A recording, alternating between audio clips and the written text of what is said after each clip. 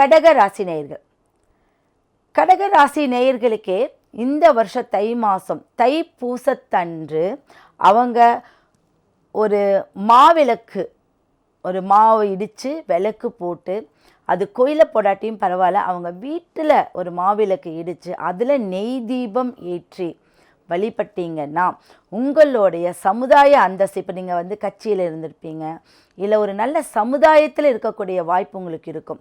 இது எல்லாமே உங்ககிட்ட நிலையாக நிலைச்சி நின்று உங்களே ஒரு அங்கீகாரத்தோடு நிலைக்க வைக்கக்கூடிய அமைப்பு இந்த தை மாதத்துடைய அமைப்பு இருக்குது. அப்போ இந்த மாவிளக்கு விளக்கில் போடுறது ரொம்ப விசேஷம். அந்த விசேஷத்தை நீங்கள் செஞ்சுட்டு வரும்போது நீங்கள் நினச்சது, அது நெய் தீபத்தால் செஞ்சது ரொம்ப விசேஷமாக இருக்கும். அடுத்தது, உங்களுடைய உடம்பில் ஸ்கின் அலர்ஜி இந்த மாதத்தில் வரக்கூடிய அமைப்பு இருக்குது. அதை கவனமாக பார்த்து கொள்ளவும்.